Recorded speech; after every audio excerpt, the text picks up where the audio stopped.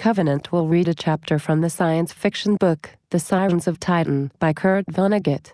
It is about a future preacher called Reverend Bobby Denton who uses the Tower of Babel and the Ten Commandments to justify shutting down the U.S. program to colonize space. Kurt's irony says it far better than we ever could. And the Lord came down to see the city and the tower which the children of men builded. And the Lord said, Behold, the people is one, and they have all one language, and this they begin to do, and now nothing will be restrained from them, which they have imagined to do. Go to, let us go down, and there confound the language, that they may not understand one another's speech. So the Lord scattered them abroad from thence upon the face of all the earth, and they left off to build the city. Therefore is the name of it called Babel, because the Lord did there confound the language of all the earth, and from thence did the Lord scatter them abroad upon the face of all the earth. Bobby Denton spitted his audience on a bright and loving gaze, and proceeded to roast it whole over the coals of its own iniquity. Are these not Bible times, he said? Have we not builded of steel and pride and abomination far taller than the Tower of Babel of old? And did we not mean, like those builders of old, to get right into heaven with it? And haven't we heard it said many times that the language of scientists is international? They all use the same Latin and Greek words for things, and they all talk the language of numbers. This seemed a particularly damning piece of evidence to Denton, and the Love Crusaders agreed bleakly without quite understanding why. So why should we cry out in surprise and pain now when God says to us what he said to the people who builded the Tower of Babel? No, get away from here. You aren't going to heaven or anywhere else with that thing. Scatter, you hear?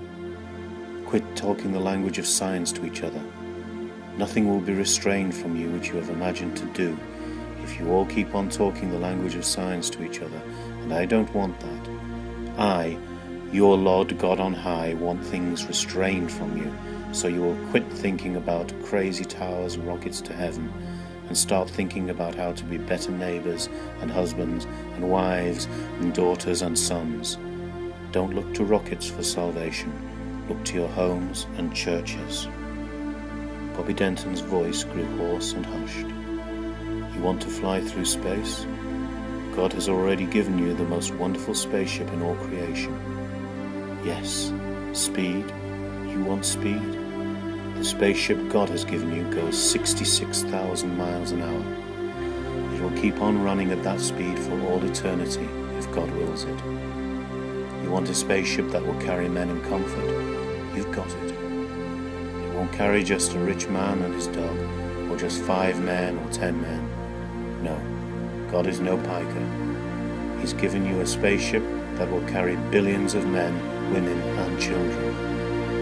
Yes, and they don't have to stay strapped in chairs or wear fish bowls over their heads.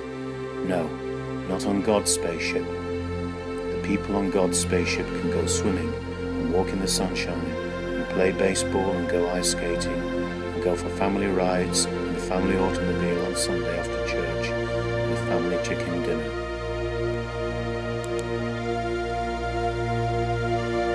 Bobby Denton nodded. Yes, he said. And if anybody thinks his God is mean for putting things out in space to stop us from flying out there, just let him remember the spaceship God already gave us, and we don't have to buy the fuel for it, and worry and fret over what kind of fuel to use. No, God worries about all that.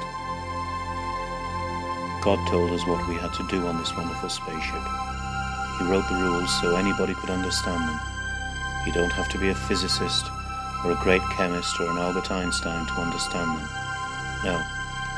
And he didn't make a whole lot of rules either. They tell me that if they were to fire the whale, they would have to make 11,000 separate checks before they could be sure it was ready to go.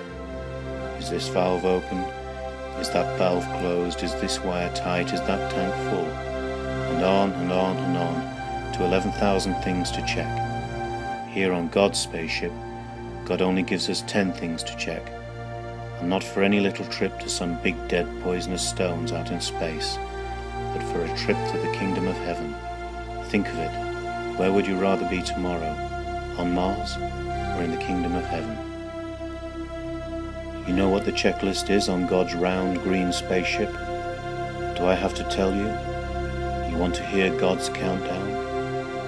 The Love Crusaders shouted back that they did. 10, said Bobby Denton.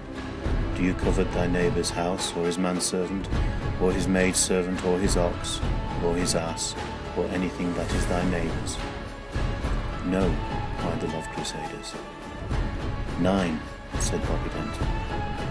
Do you bear false witness against thy neighbour? No, cried the Love Crusaders. 8, said Bobby Denton. Do you steal? No, cried the Love Crusaders. 7, said Bobby Denton. Do you commit adultery? No, cried the Love Crusaders. 6, said Bobby Denton. Do you kill? No, cried the Love Crusaders. 5, said Bobby Denton. Do you honour thy father and thy mother? Yes, cried the Love Crusaders. 4, said Bobby Denton. Do you remember the Sabbath day and keep it holy? Yes, cried the Love Crusaders. 3, said Bobby Denton. Do you take the name of the Lord thy God in vain? No, cried the Love Crusaders. 2, said Bobby Denton.